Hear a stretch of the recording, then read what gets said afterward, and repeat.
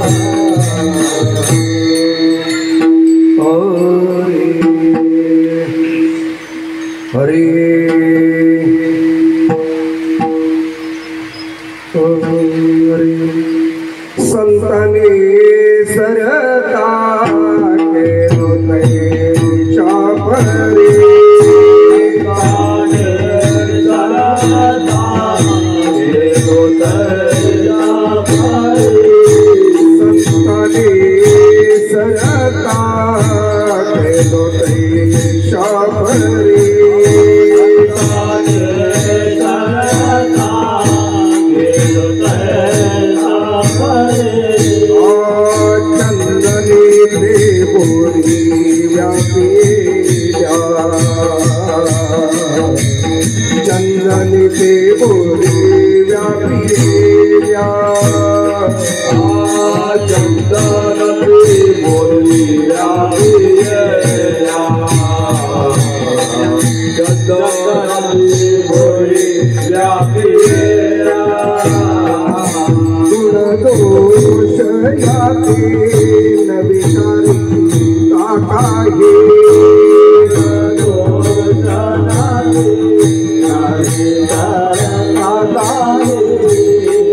दोष याते न विचारी ताकाहे दोष याते न विचारी ताकाहे आवडला पायी आपुलिया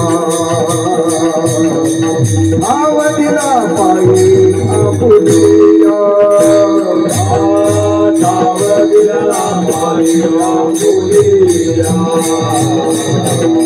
आवडला पायी आपुलिया तुका म्हणे आले समर्थाचे मना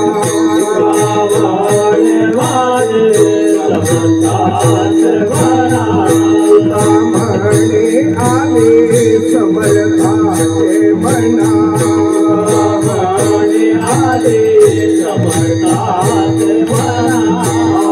तरी होय राणारंग त्याचा तरी होय राणारंग त्याचा तरी होय राणारंग त्याचा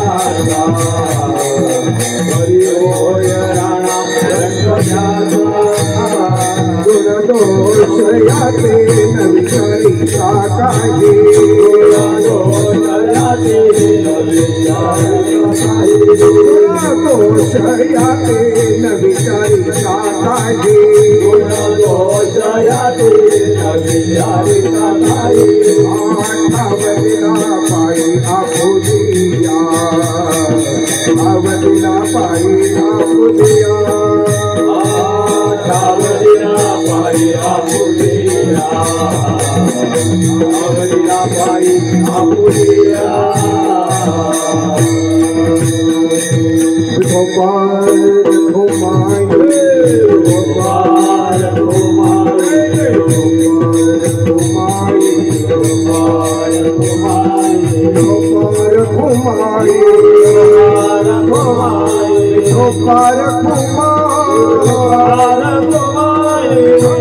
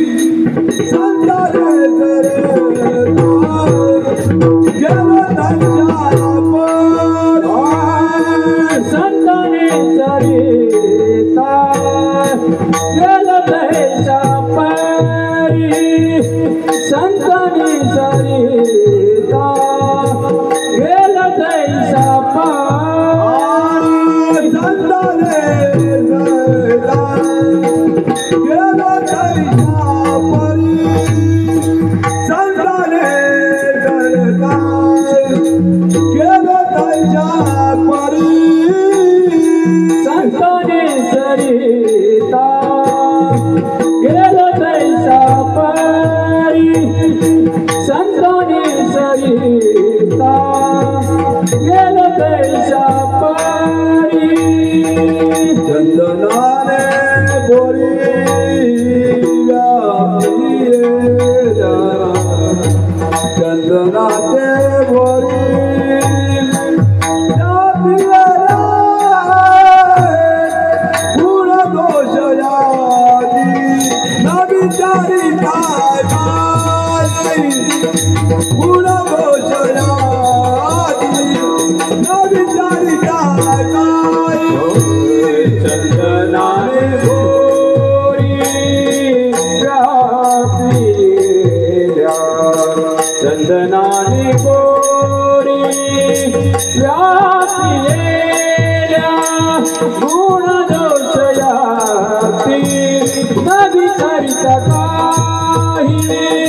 गुणदोषयाची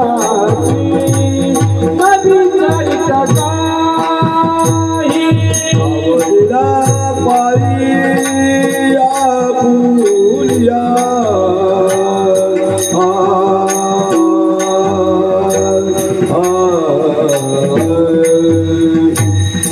सावधीला पायी आपुल्या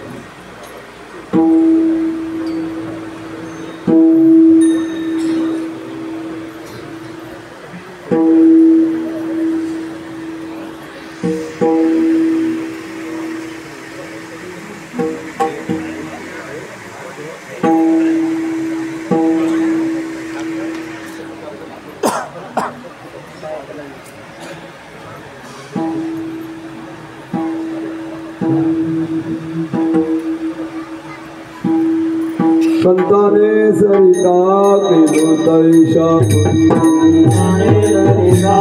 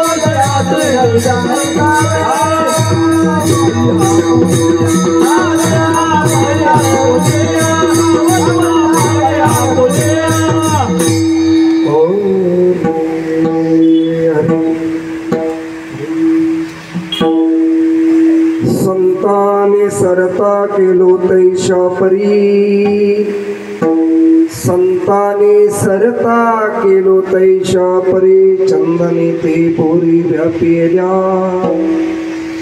गुणदोष याती न विचारिता काही ठाव दिला पाय आपुलिया तुका म्हणे आले समर्थाचे मना तरी होय रंक त्याचा गुणदोष याती न विचारिता काही ठाव दिला पायी आपुलिया विठ्ठल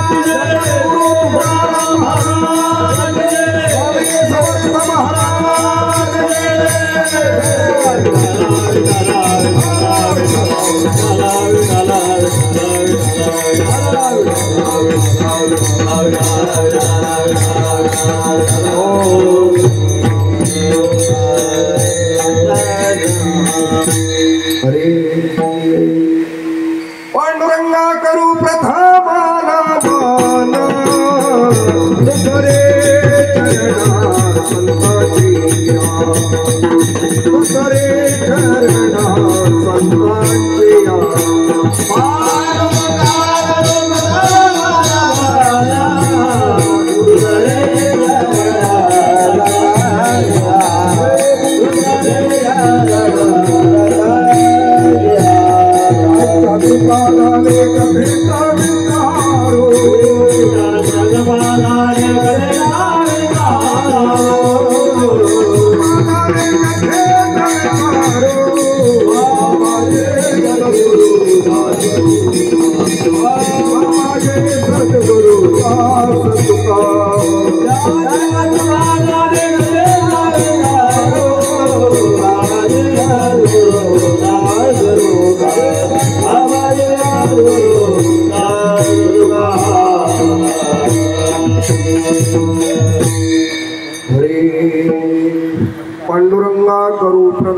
नामान दुसरी चरणा संतांची या त्यांच्या कृपादाने कथेचा विस्तार बाबाची सद्गुरुदास तुकार समचरण सरोजम सांद्र नीलांबुदम जघन निहित पाणी मंडलम मंडलम तरुण तुलसी माला कंधरम कंज नेत्रम सदयधवदहासं विठ्ठलं चिन्तयामि अलङ्कापुरी रम्य सिंहासनस्थं पदाम्भोज तेजस्प्रतिप्रतीक्षं विधेन्द्रादिदेव हि सदा स्तूयमानं समाधिस्थमूर्तिं भजे ज्ञानदेवं जयांची केली स्मरण होई सकळ विद्यांच्या अधिकरण तेच वंदो श्रीचरण श्रीगुरूंचे ते नमस्कारोनी आता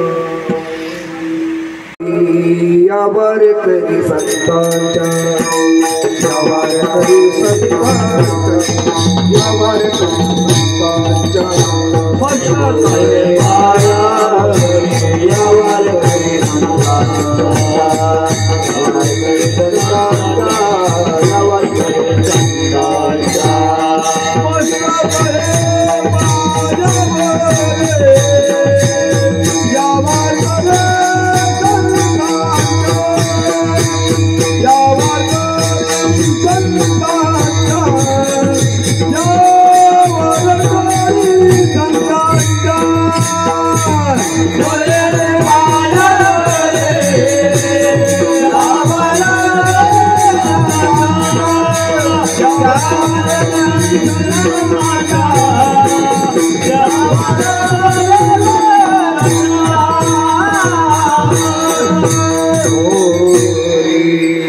मस्तक हे पायावरी या वारकरी संतांच्या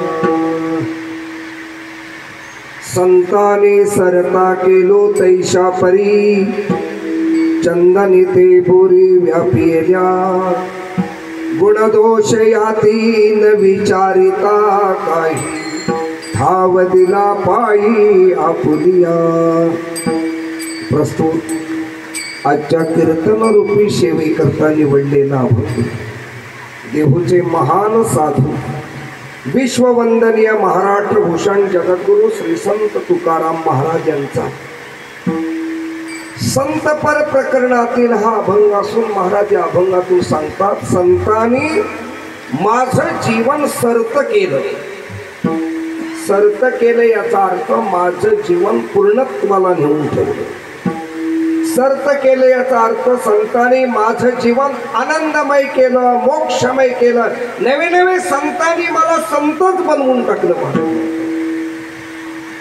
सर्त करणं म्हणजे उच्च पदावर आरूढ करणं संतांनी माझ्या जीवनामध्ये असा आमूलाग्र बदल केला माझं जीवन सर्त केलं मग कशा प्रकारे संतांनी माझे जीवन सर्त केलं व त्यासाठी महाराजांनी दृष्टांत दिला ज्याप्रमाणे चंदनाच्या सानिध्यामध्ये बोरीसारखं काटेरी झाड जरी आलं तरी त्या काटेरी बोरीच्या झाडाला सुद्धा चंदन आपल्यासारखं चंदनच बनवतं महाराज तत्प्रमाण संतांच्या सानिध्यामध्ये आल्या कारणानं संतांनी मला संतत्व प्रदान केलं चंदनी ते बोरी व्यापिल्या लोकांनी विचारलं महाराज चंदनाच्या सानिध्यामध्ये काटेरी बोरीचं झाड जरी आलं तरी त्या बोरीच्या झाडाला चंदन चंदन बनवतं परंतु चंदन सगळ्याच लाकडाला काही सगळ्या झाडाला चंदन बनवत नाही कारण का कारण चंदन त्या झाडामधला गुण दोष आणि जात त्या जातीचा विचार करतो कमीत कमी चंदन आपल्या जातीतलं म्हणजे झाड नावाची जात तरी बघतोय महाराज एक चंदन काही दगडाला चंदन करत नाही चंदन काही मातीला चंदन करत नाही चंदन झाडाला चंदन करतं म्हणजे झाड नावाची जात बघतो महाराज मग तसे संत काही गुण दोष यातीचा काही विचार करतात का महाराज म्हणतात अजिबात नाही गुण दोष याती न विचारिता काही ठाव दिला पायी आपुलिया माझ्या कोणत्याही जातीपातीचा विचार न करताना, गुणदोषाचा विचार न करताना संतांनी महाराज म्हणतात की आपल्या चरणाजवळ मला अखंड स्थान दिलं. एवढं संत कसं काही करतात हो लोक? बरे वेळे त्याचं कारण आहे, संत काही सामान्य नाही. संत हे काय आहे? समर्थ आहे, समर्थ. आणि जीवनामध्ये समर्थाच्या मनात जे आलं महाराज एक आहे ते करायला काही अशक्य नाही. जेव्हा संतांनी मनात आणलं तर भिकाऱ्याला सुद्धा महाराज इंद्र करतील आणि एखाद्या इंद्राला सुद्धा भिकारी बनवण्याचं सामर्थ्य त्यांच्यामध्ये. तुका म्हणे आली समर्थाचे मन तरी होय राहणार त्याचा गुणदोष याती न विचारिता काही भाव दिला पाये आपुलिया. अभंगाचा सरळ धावता असणारा भावार्थ माझ्या संक्षिप्त भाषेत तुमच्या समोर विशद करण्याचा मी प्रयत्न केलेला आहे.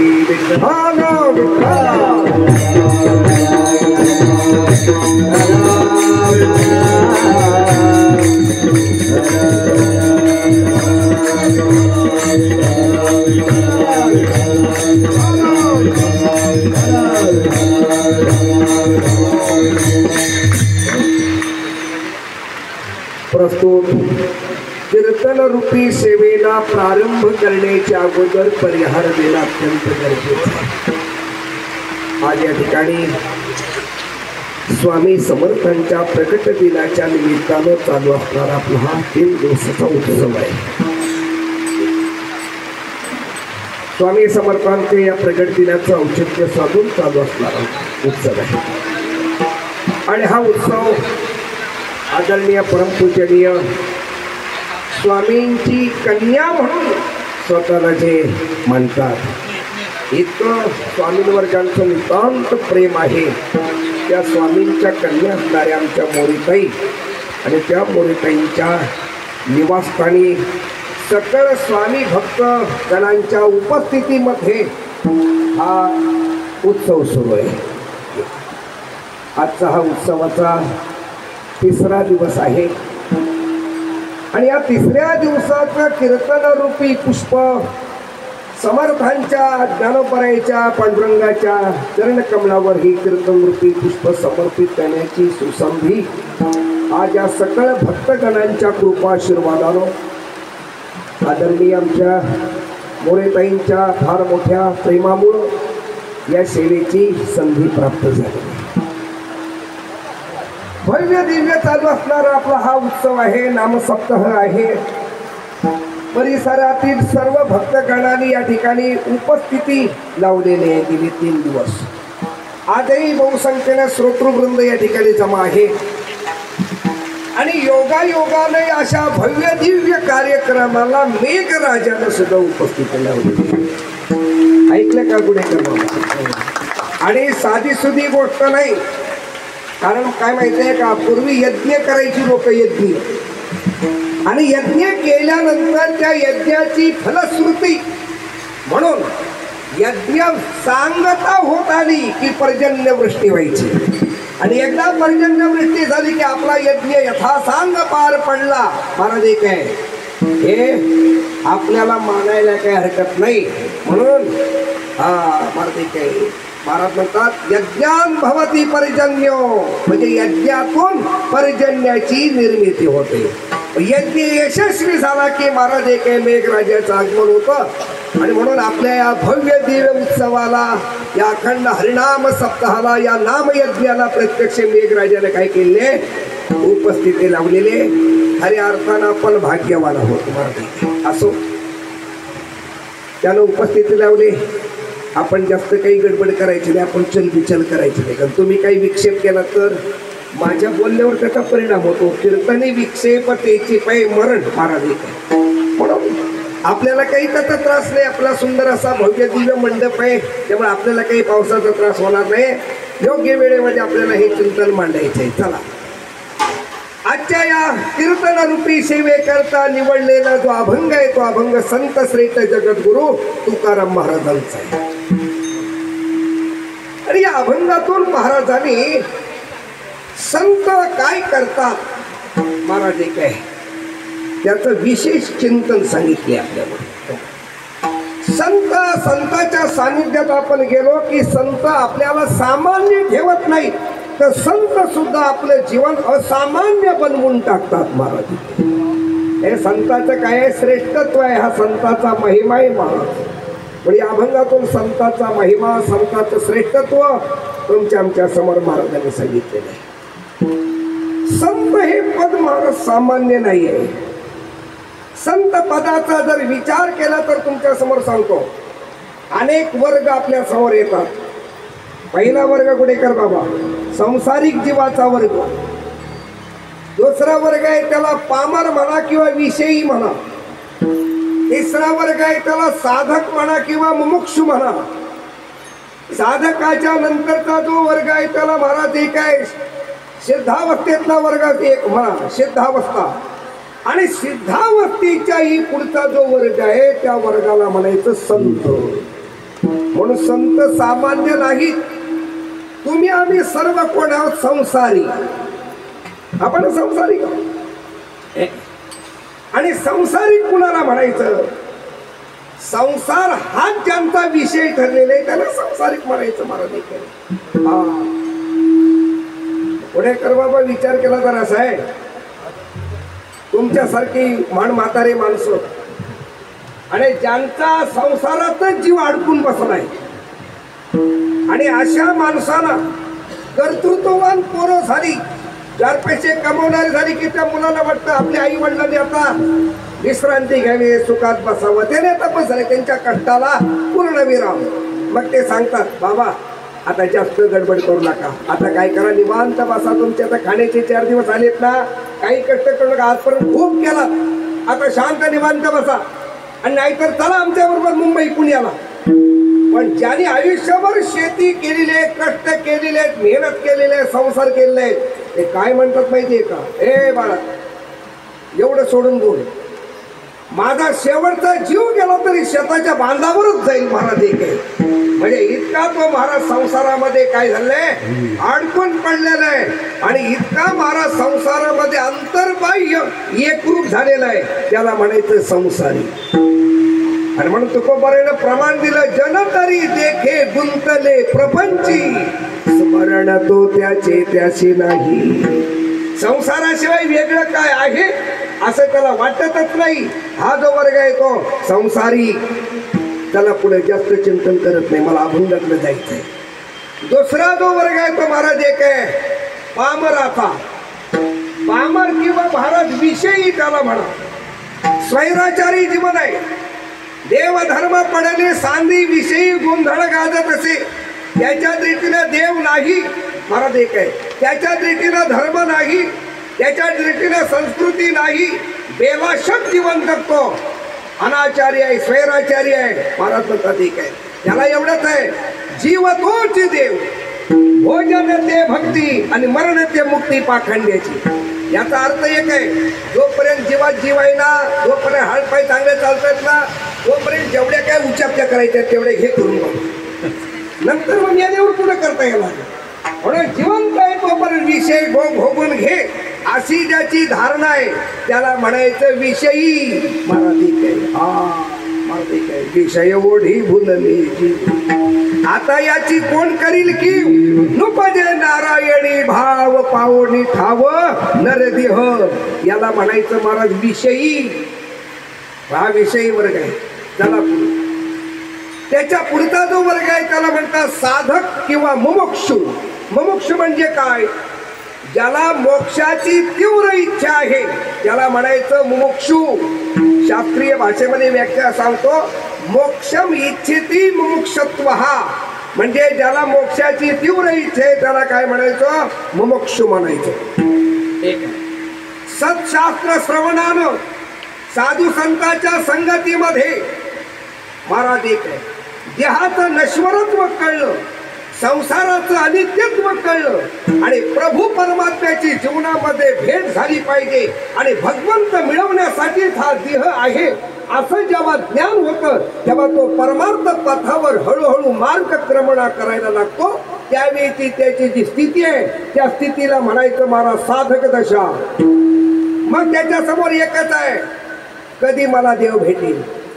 उसावेशी हेची वाटे, जे जे भेटे तयाची, देव कृपा करल मज काय लाज राखी. पण साधकाची अवस्था, साधकाची चिंता काय आहे? महाराज सांगतात, काही मी उद्धार पावे, काही मी उद्धार पावे, उद्धार पावे,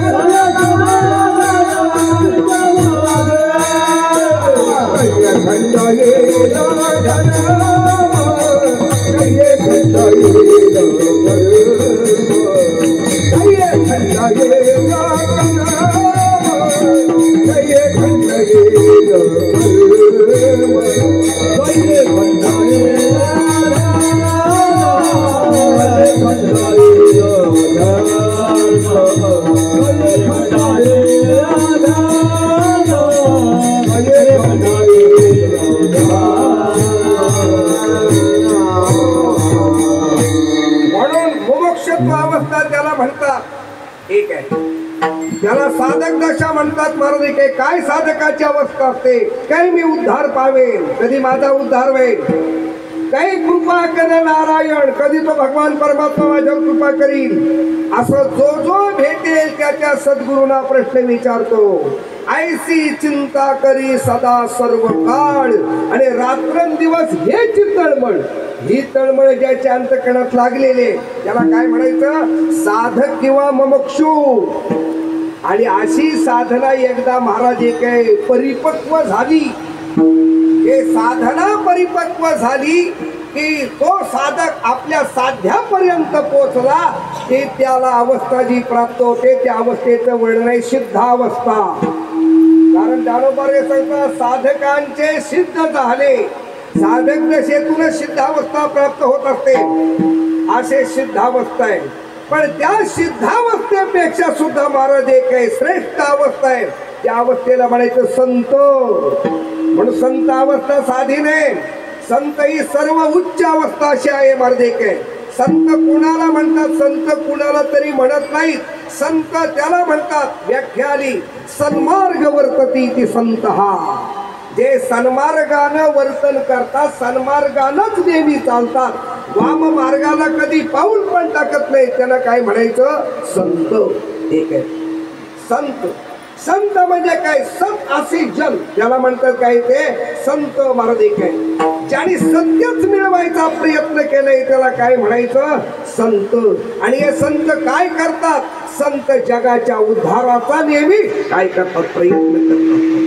म्हणून संत त्याला म्हणतात महाराज एक आहे जगाच्या उद्धाराचा, जगाच्या महाराज एक आहे अभ्युदयाचा सतत विचार करतात, आणि त्यासाठी जे कार्यरत आहेत त्यांना संत म्हणायचं. मग संताचं कार्य काय आहे? महाराज एक आहे रे उद्धरावे जन जड जीवा, जड देवा उद्धरावे जन जड देवा, उद्धरावे जन जीवा, जड देवा जड जीवा. तो भाधराया नार जड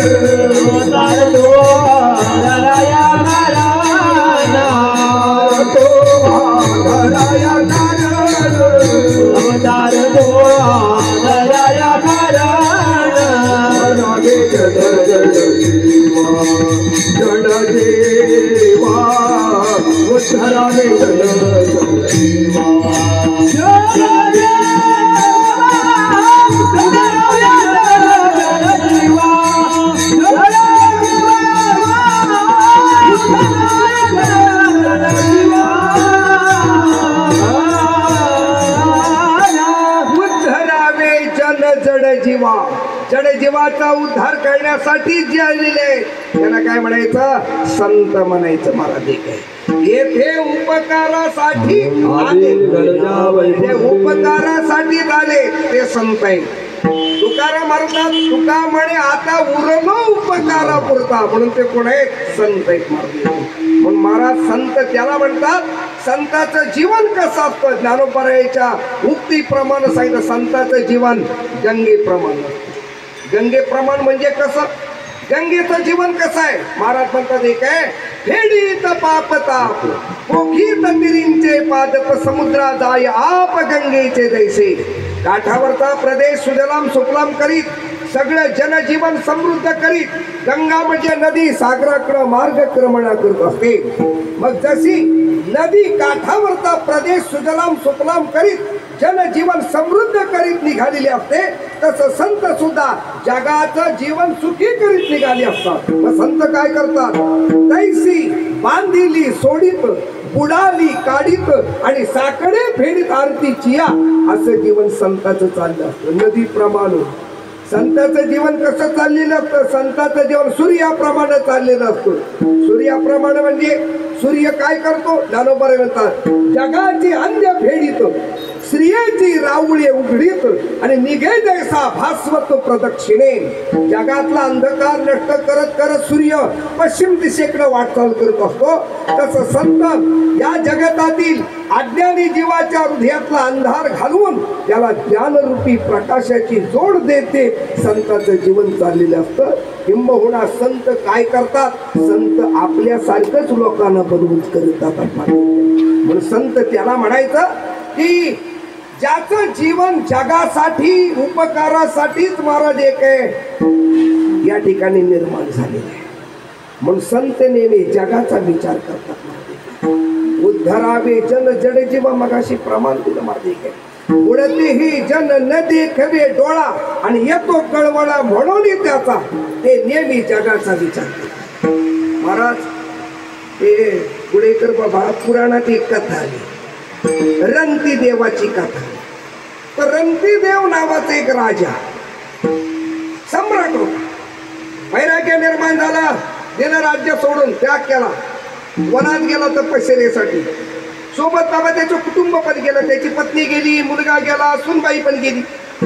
जंगलामध्ये गेला, भगवत आराधना सुरू झाली.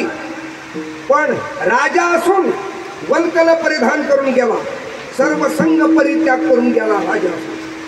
आणि जीवनामध्ये आईचीच व्रत धारण केलं. आईचीच म्हणजे आईचं कुणी आणून दिलं तर ग्रहण करायचं, कुणाच्या दारात मागायला जायचं नाही.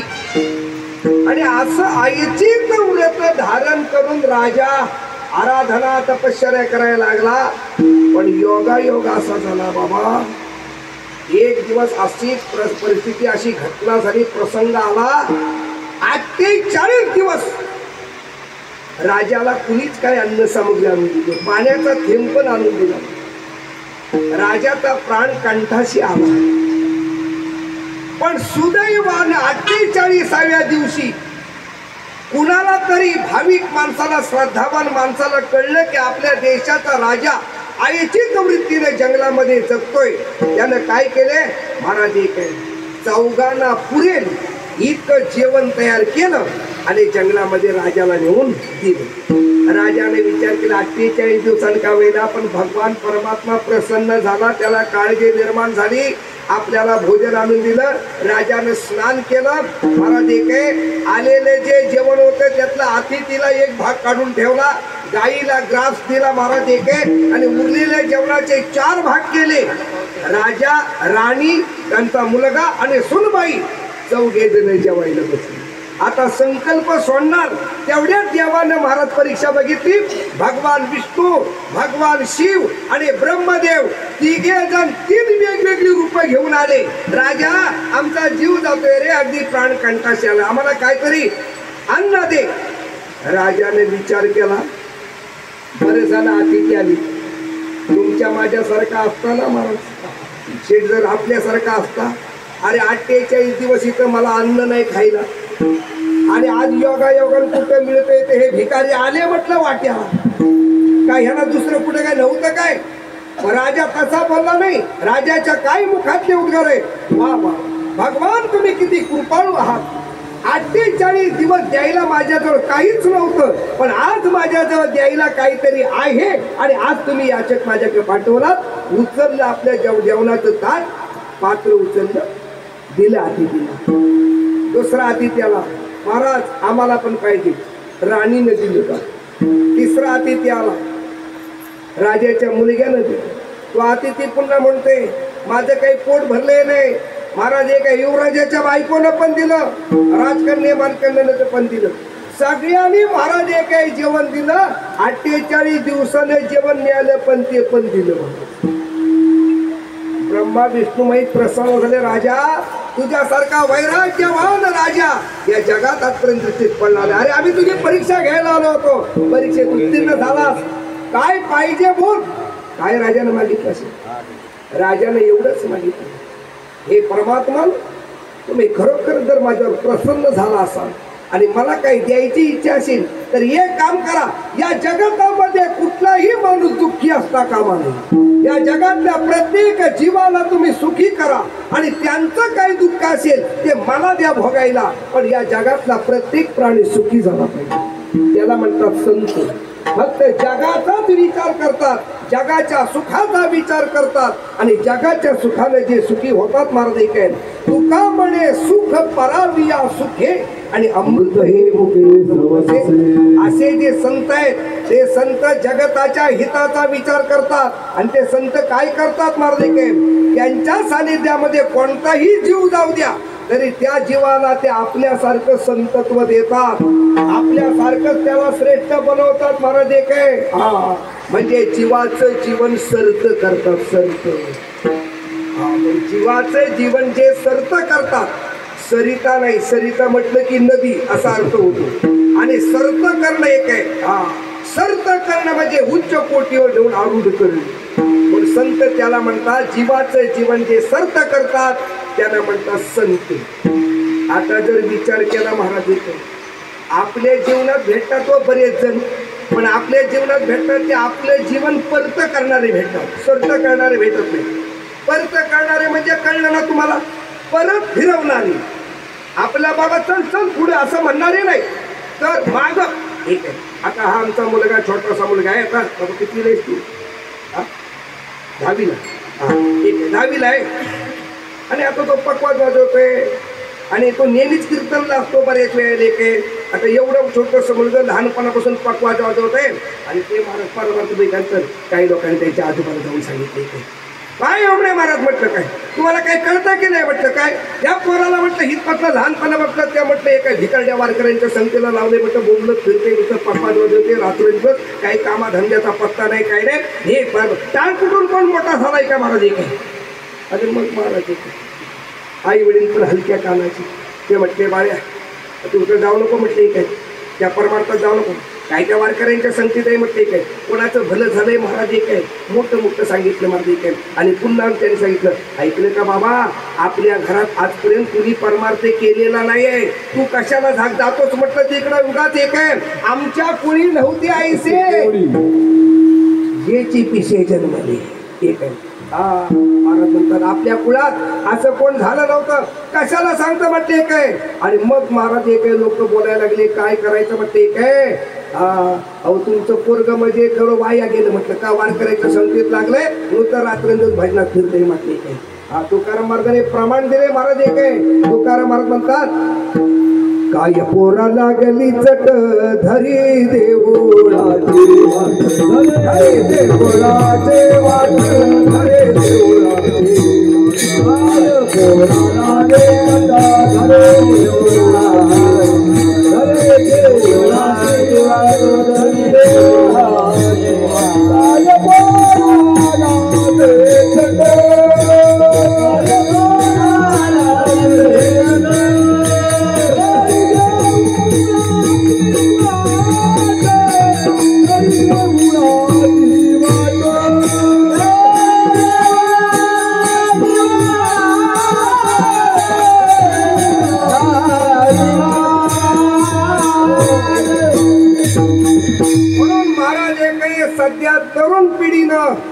आणि तरुण मुलांनी परमार्थामध्ये येणं फार आवश्यक आहे. आणि त्यातूनही पुन्हा अजून सांगतो, तरुणांनी तरी आलंच पाहिजे, पण सध्या सुशिक्षितांनी परमार्थात येणं काय आहे, अति महत्वाचं आहे, अति महत्वाचं. आतापर्यंत गुडेकर बाबा तुम्ही आम्ही परमार्थ केला, आपण भोळ्या वृत्तीने केला, काही ज्ञान नाही, काही शिक्षण नाही, पण शिक्षण नसताना अडाणी असणारी माणसं पण त्यांनी काय केला, परमार्थ केला. तो केवळ श्रद्धा आणि भोळेपणा याच्यावर. पण सध्याच्या जगाला जर परमार्थ सांगायचा असेल, आपला धर्म आणि संस्कृती सांगायची असेल, तर महाराज सुशिक्षितांची गरज आहे. कारण का, भोळेपणानं श्रद्धेनं सांगितलेली ज्ञानेश्वरी वेगळी, आणि ज्या वेळेला ती ज्ञानेश्वरी एखादा डॉक्टर सांगील, वकील सांगील, जज सांगील, ज्यावेळी एखादा शिक्षक सांगील, त्यावेळी समाजावर त्याचा फार मोठा परिणाम दिसणार आहे महाराज, परिणाम. आणि म्हणून सुशिक्षितांची काय गरज आहे सध्या.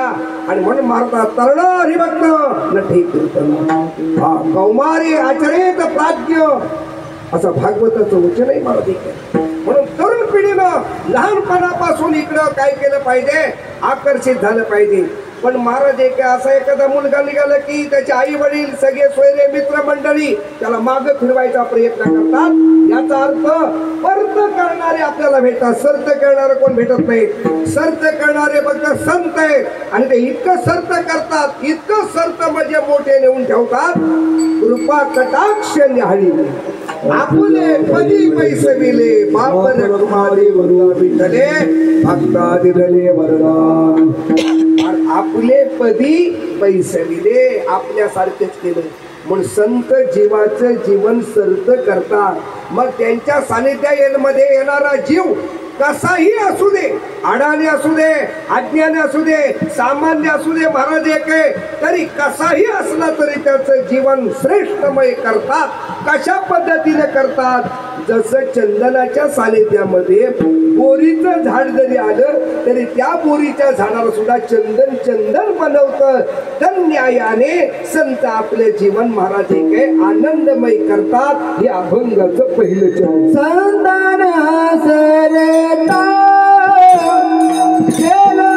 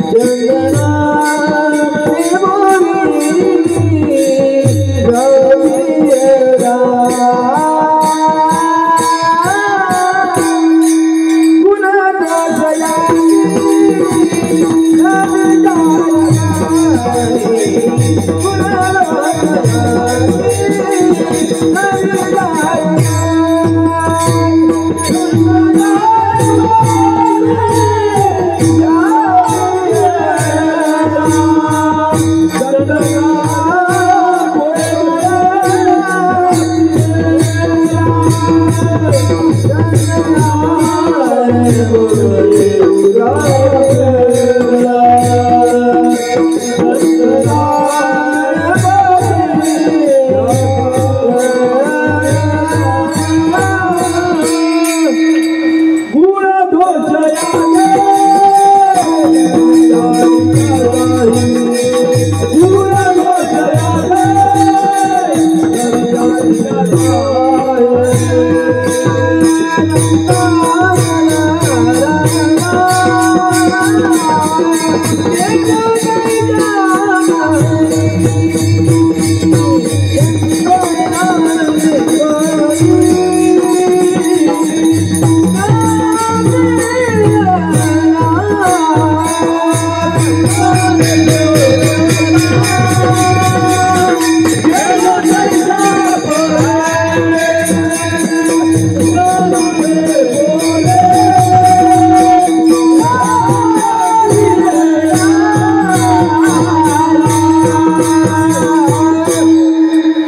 संतांनी सरता केलो तैशा परी चंदने ते बोरी व्यापिल्या. चंदनाच्या सानिध्यामध्ये जर बोरीचं झाड आलं तर त्या काटेरी बोरीच्या झाडाला सुद्धा चंदन चंदन बनवतं. हा चंदनाचा मोठेपणा आहे. आणि म्हणून तुकाराम महाराजांनी या अभंगामध्ये संताच्या जीवनाला चंदनाची उपमा दिली. चंदनाची उपमा खरं म्हटलं तर संत साहित्यामध्ये अनेक ठिकाणी संताला चंदनाची उपमा दिली.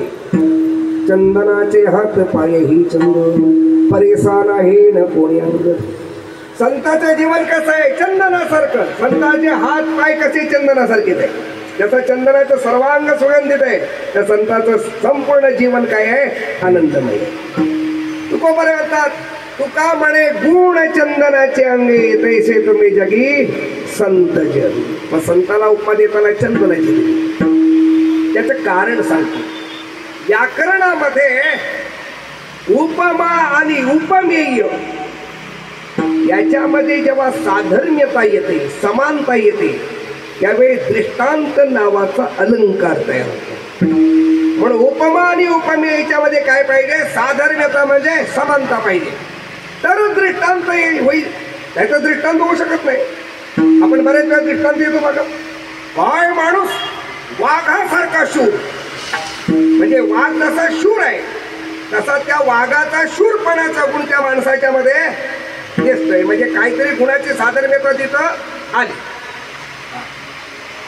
काय बापरे बापरे, हा कर्णाचा अवतार माणूस. म्हणजे माणूस म्हणजे काय?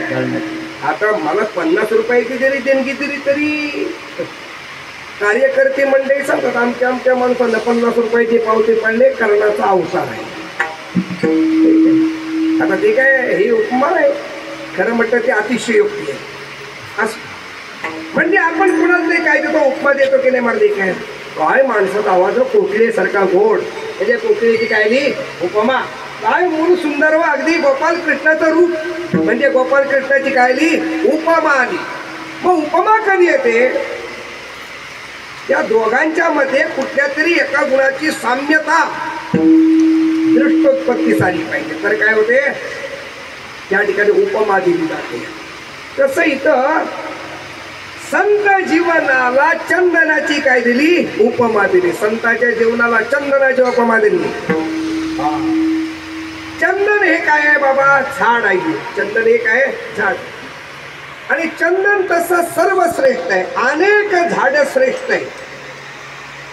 भगवंतानी विभूती योगामध्ये पिंपळाच्या झाडाला श्रेष्ठ मानलं. अश्वत्थ सर्व वृक्षाणाम देवर्षणांच नारद. सगळ्या झाडांमध्ये मोठं झाड, सगळ्यात श्रेष्ठ झाड कोणतं आहे? अश्वत्थ. अश्वत्थ म्हणजे पिंपळ. पण ज्ञानोबारायांनी देवाला सांगितलं, देवा तुम्ही फक्त पिंपळाचा मोठेपणा करताय, पण बाकीची झाडं काही कमी नाहीत. त्या बाकीच्या झाडांचा गौरव ज्ञानोबारायांनी केला. म्हणजे पिंपळाचा गौरव अबाधित राखून बाकीच्या झाडांचा काय केला? गौरव केला. काय ज्ञानोबाराची ओवी आहे बघा. कल्पद्रुमहन पारिजातू गुणे चंदन ही वाढ विख्यातू परितया वृक्ष जाती आतू आश्वस्तू तो मी. देवा अश्वत्थाचं रूप म्हणजे जरी तुमचं रूप असलं तरी या जगात अजून मोठी मोठी झाडं आहे. कोणती? कल्पतरू, पारिजात, हमारा चंदन, म्हणजे चंदनाचं श्रेष्ठत्व आहे. मग या चंदनाचा आणि संताचा काय साधर्म्यता भाव आहे, हा जर आपण बघायचं झालं तर वेळ संपत आली आपली. तरी सांगतो, चंदनाचा पहिला गुण असा आहे, चंदन जिथं जिथं असतं तिथं तिथला एक आहे परिसर, तिथलं वातावरण कसं असतं? सुगंधी. जे चंदन जिथं असते तिथं वातावरण काय असतं? सुगंधित असतं. मग संत जिथं असतात तिथं वातावरण कसं असतं? मंगलदायक. संत जिथं असतात तिथं वातावरण कसं आहे? मंगलदायक आहे. आता तुम्ही सर्व संत मंडळी इथं जमलात ना, इथलं वातावरण कसं आहे, आनंददायक आहे, मंगलदायक आहे, शुभ आहे महाराज. एक आहे सकळही ते ओळली मंगळे आणि वृष्टी केली जळे आनंदाच्या. मग चंदन जिथं असतं, चंदनाच्या सानिध्यातलं वातावरण सुगंधित असतं, संतांच्या सानिध्यातलं वातावरण मंगलमय असतं. समान गुण आला की नाही? अजून सांगतो, चंदनाच्या सानिध्यामध्ये येणाऱ्या सगळी झाडं काय करत होतात? चंदन बनतात. चंदनाचे वासे तरु चंदन झाले ऐसे मार्गे किंवा सर्वांगी सुवास परितो उगला न राहे सभोवती तरुवर चंदन करीतची जाय. सगळ्या तरुवरांना, सगळ्या झाडांना चंदन काय करतं? आपल्यासारखं करतो. तसं संत काय करतात?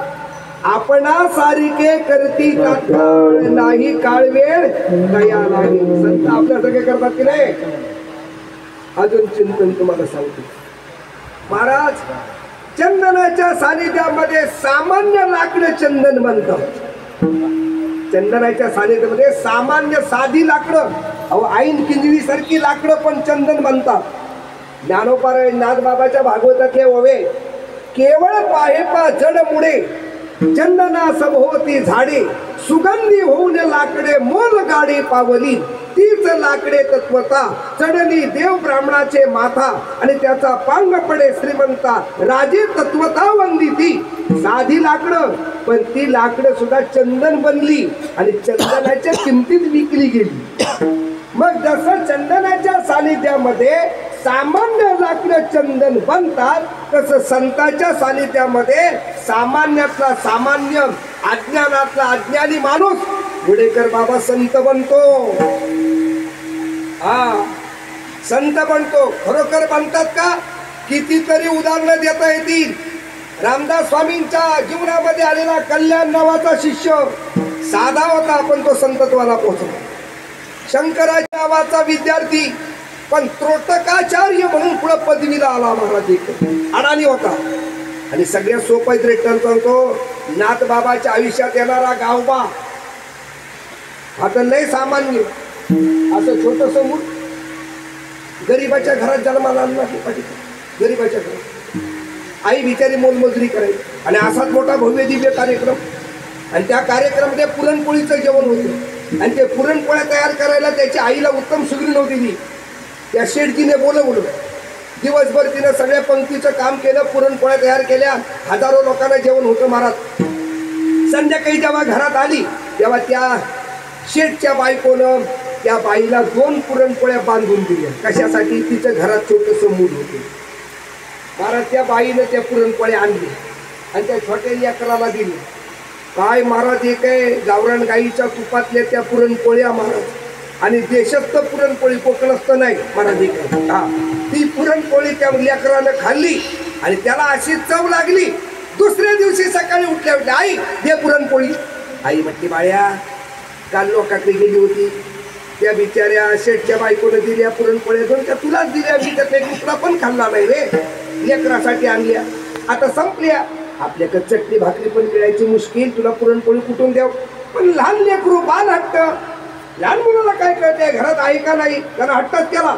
लोळणीत घेतली आणि महाराज गडबडा मातीचा तोळायला लागला. आईला आला राग, आईला छडी काढली, सपासप 2-4 दिले. ते पोट कळवायला लागलं, पण तरी पण ते पुरणपोळीच मागं रडलं. योगानं नाथ बाबा गोदावरीवर आंघोळ करून रस्त्यात निघाले होते. त्यांनी बघितलं, ही बाई या लेकराला का मारते? हो बाई, त्या मुलाला का मारताय? कोणाचं मूल? म्हणजे नाथ बाबा माझच. तुमचं मूल आहे की सक्क मूल आहे का सावत्र आहे? ते म्हणजे असं काय विचारतं नाही, एवढ्या जोरात मारताय म्हणून विचारलं. नाही नाही, माझं स्वतःच लेकरू आहे. मारताय का? ते म्हणते त्याच्याकडे नाथ बाबा पोरग लय हट्टी आहे. हो काय हट्टा केलाय? पुरणपोळी मागते. चांगली गोष्ट आहे ना. अहो पण नाथ बाबा पुरणपोळी कुठे? मी गरीब बिचारी आहे, माझ्याकडे चटणी भाकर मिळत नाही. म्हटलं एक काम करा, त्या लेकराला मी जर पुरणपोळी दिली तर? म्हटणार बाबा तुमच्या मनात आहे तर द्या ना. पण त्यासाठी एक काम करायला लागेल, लेकरू मला द्यावं लागेल. महाराज त्या बाईनं काय मागचा पुढे विचार करणे, नाथ बाबा तुमची इच्छा ना, जा घेऊन. का कंटाळली होती कुणाच माहिती. दिलं लेकरू. नाथ बाबानं पण ते लेकरू खांद्यावर मारलं, आणलं घरात, हाक मारली, घरी या बाई. आपला मुलगा आपल्याजवळ भांडून गेलाय ना, देवानं हा प्रसाद दिलाय. गिरजाबाई बाहेर आल्या, वा वा वा वा महाराज, काय लेकरू सुंदर आहे. बरं झालं, किती दिवस झाले, आज 2 वर्ष झाली, घरात मुलबाळ नाही, आपलं पोट्ट एक भांडून गेले काशीला तिकडं, हे आणलं बरं झालं. असू दे असू दे. नाथबाबांनी सांगितलं एक काम करा. म्हटलं काय? या पोराला रोज आपल्या पांडुरंगाचा नैवेद्य द्यायचा आणि आपल्या पांडुरंगाला रोज 5 पुरणपोळ्या, अर्धा लिटर दूध गावरान गाईचं, त्याच्यावर वाटीभर तूप महाराज एक आहे, सगळ्याच्या सगळा नैवेद्य त्याला द्यायचा. म्हटलं चालेल, आपल्याकडे काय शेकडो लोक रोज जेवून जात आहेत. सगळा नैवेद्य त्या मुलाला दिला. त्या पोराचं नाव ठेवलं गावबा. ऐकलं का? पुढं नाथबाबांनी त्या पोराच्या मनगटात एक धागा बांधला आणि गिरजाबाईला सांगितलं आपल्या पेलवानाचा धागा महिन्यानं सोडायला पाहिजे, म्हणजे महिन्याभरात तब्येत झाली पाहिजे. धागा फिट झाला की धागा सोडायचा, नवीन बांधायचा. असा नाथांचा पेलवान बघता बघता महाराज पैठणात 1 नंबरचा. पुढे सांगतो, नाथ बाबा जल समाधी घ्यायला निघाले. सगळा समाज महाराज एक रडायला लागला. नाथ बाबा निघाले. आपल्या रामायण कोण सांगणार, भागवत कोण सांगणार, आपल्याला भजन कोण शिकवणार, आपले कीर्तन कोण सांगणार, प्रवचन कोण सांगणार.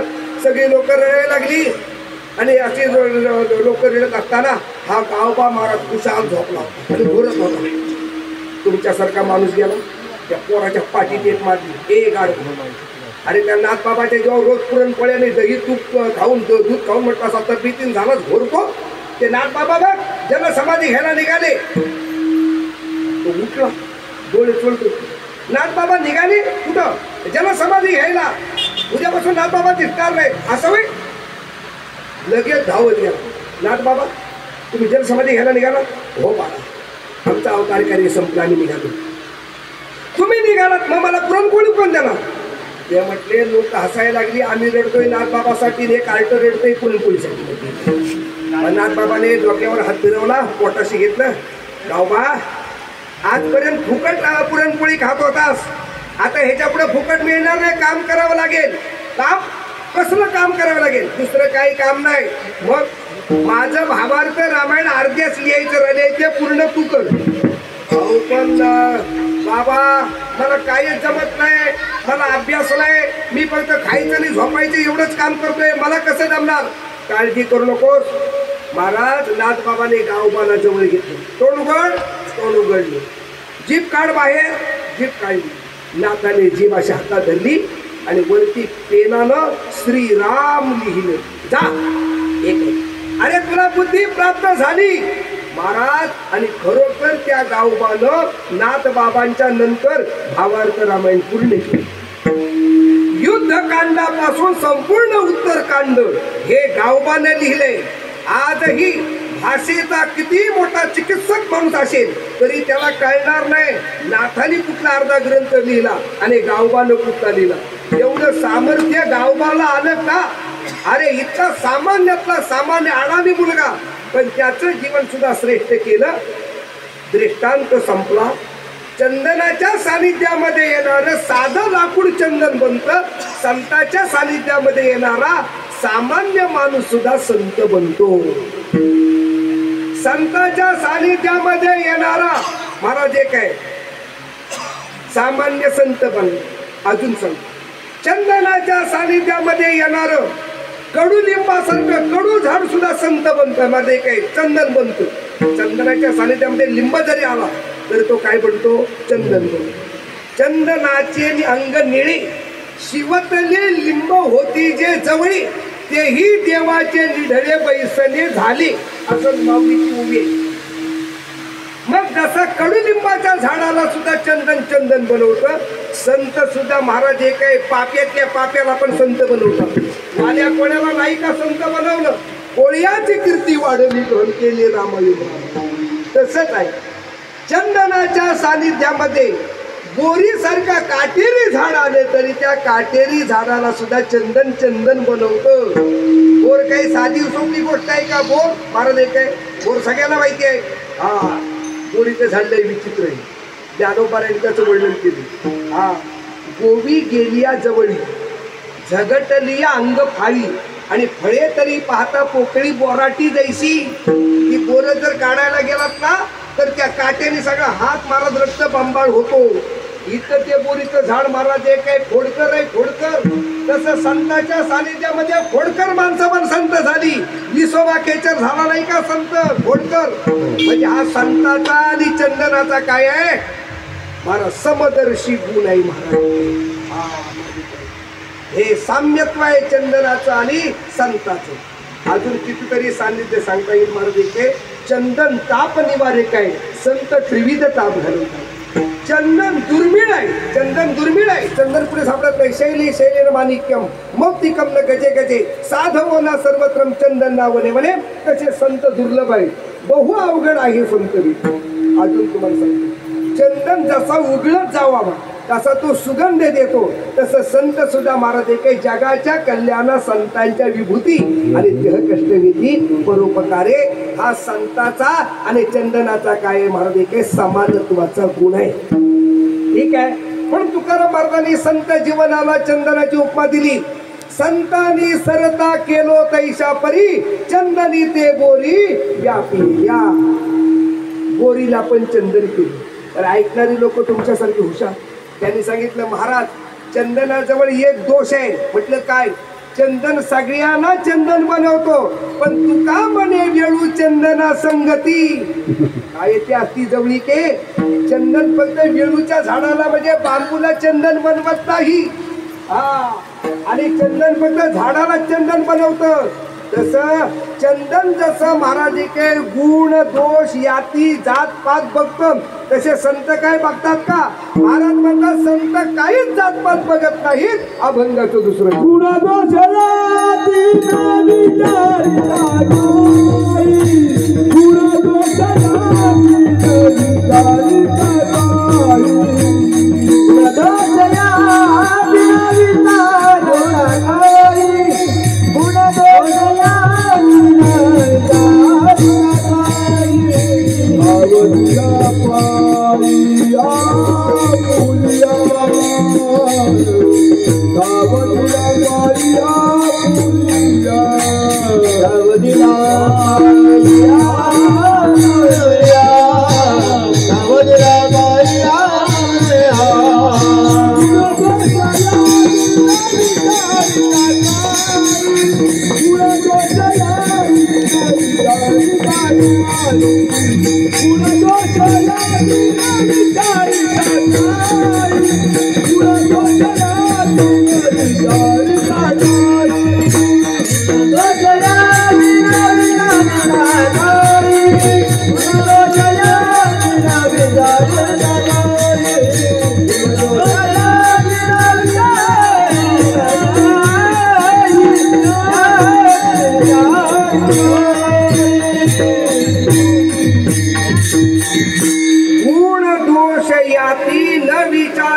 काही भाव दिला पायी आपुलिया.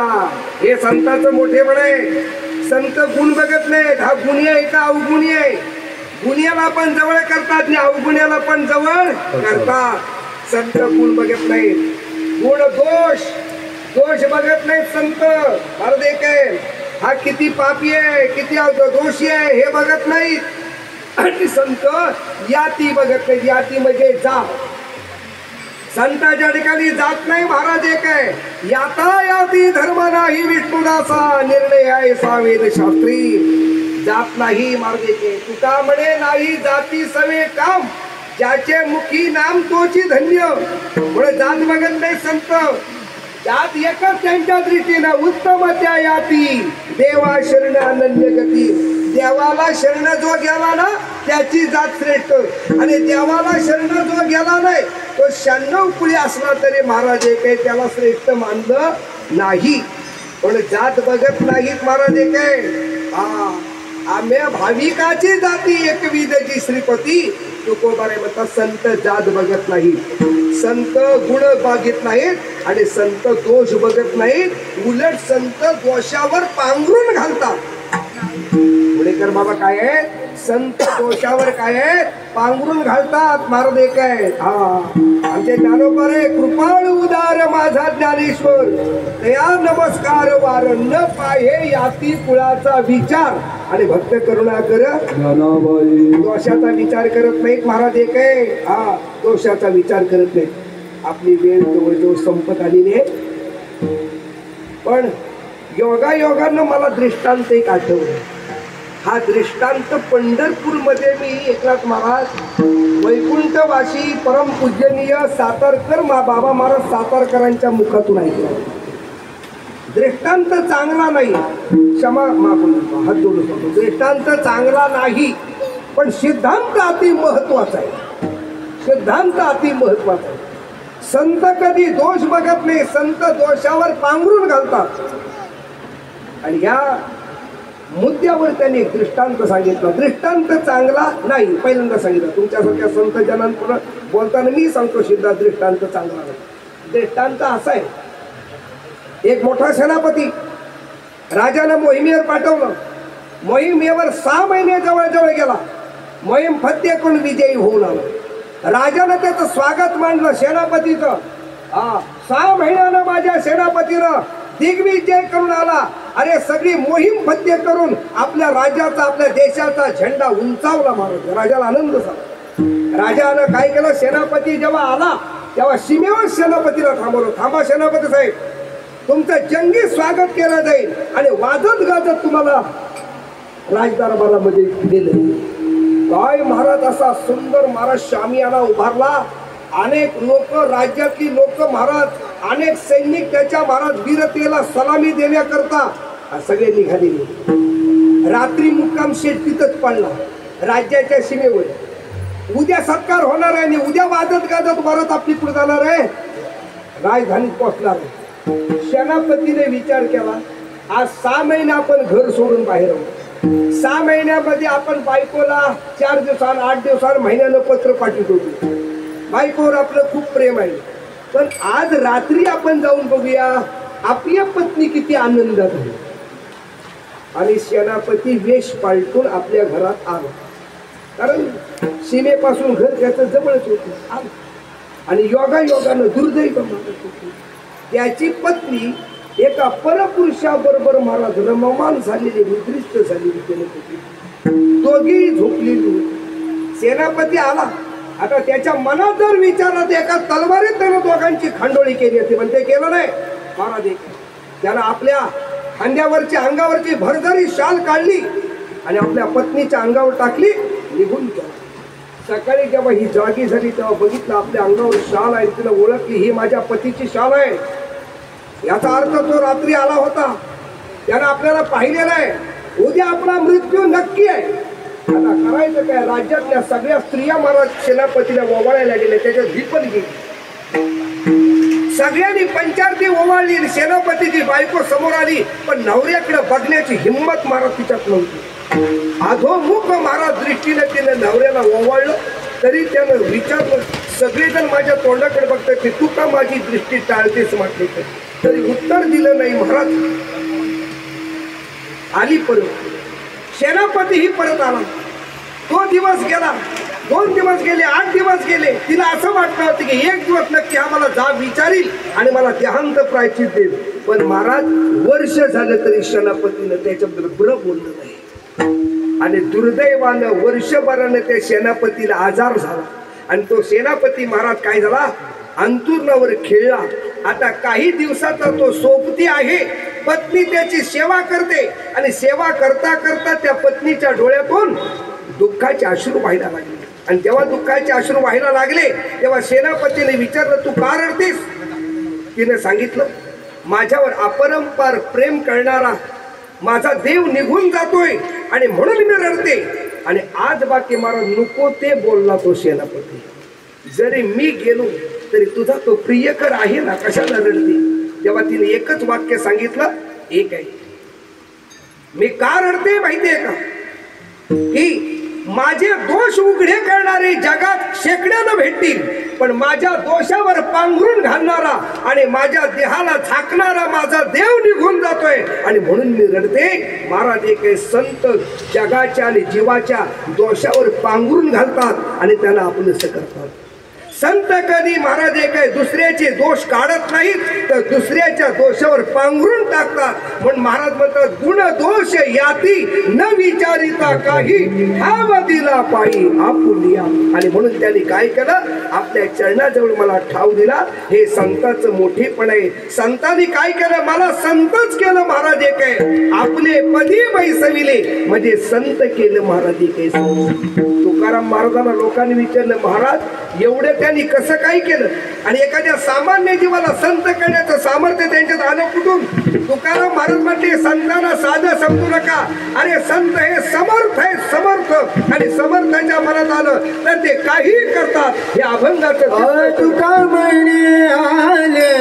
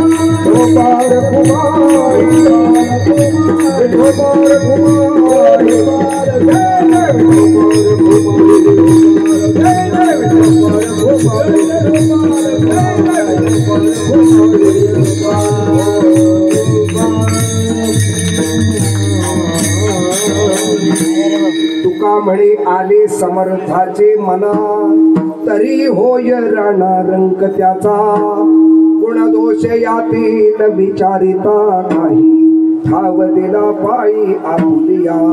महाराज संत हे समर्थ आहे, सद्गुरु हे समर्थ आहे. जसा देव समर्थ आहे तसे संत काय आहेत समर्थ.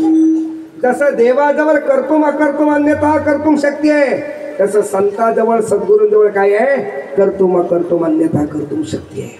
आणि म्हणून देव समर्थ तसे संत काय आहेत समर्थ.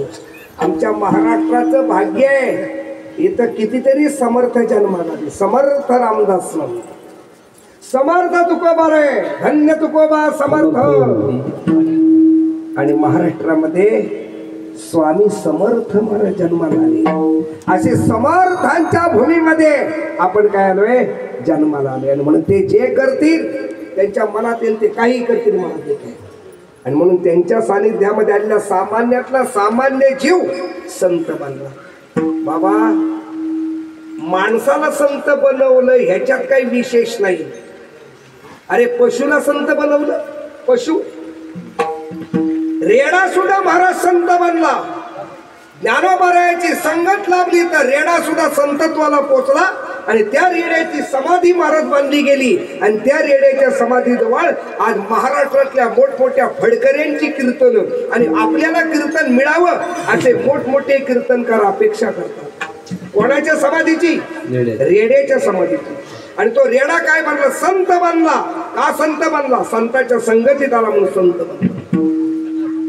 रेडा संतत्वाला पोचला एवढ्या याच्यात अर्थ आम्हाला नाही. अहो संतांच्या संगतीमध्ये महाराज एक आहे. अरे नुसत्या खांबाला संत टेकून बसले तर त्या खांबाचं देऊळ झालं. मग खांबाचं देऊळ ज्ञानोबारांनी ज्ञानेश्वरी ज्या खांबाला टेकून लिहिली आज त्या खांबाचं देऊळ.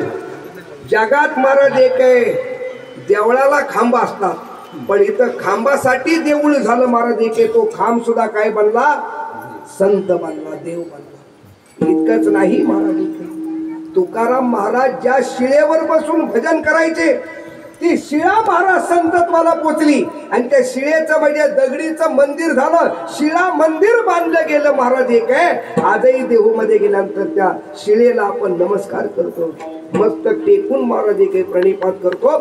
एक दगड पण त्या दगडाला सुद्धा इतका मोठा अधिकार प्राप्त झाला. मला एवढं सांगायचंय, अरे दगड सुद्धा संतांच्या सानिध्यात आला तितका मोठा बनतो. अरे रेड्यासारखा बद्ध पशु तो संतांच्या सानिध्यात राहतो तो इतका मोठा बनतो. आपण संतांच्या सानिध्यात सद्गुरूच्या सानिध्यात जर गेलो तर आपण का मोठे होणार नाही.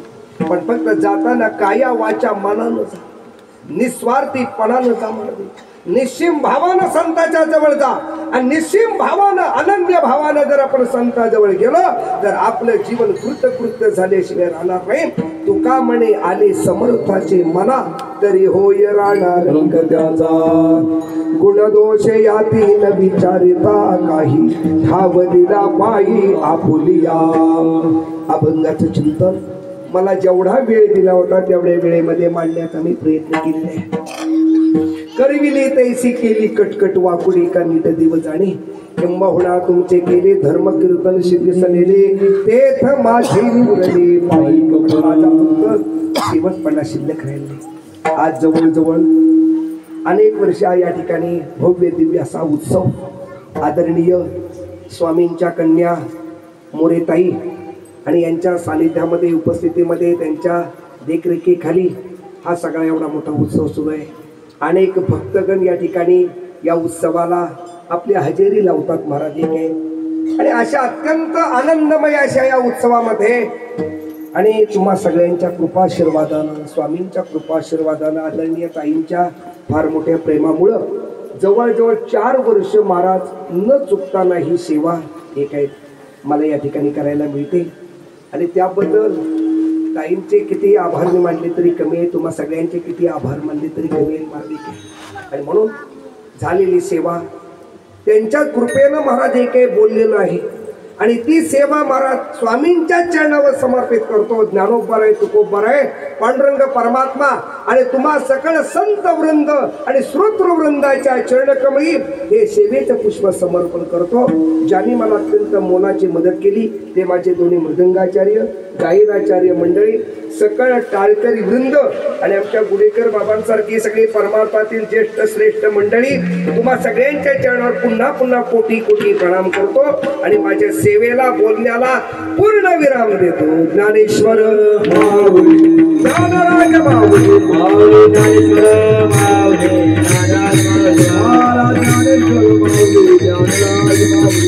ज्ञानेश्वर माऊली Yeah.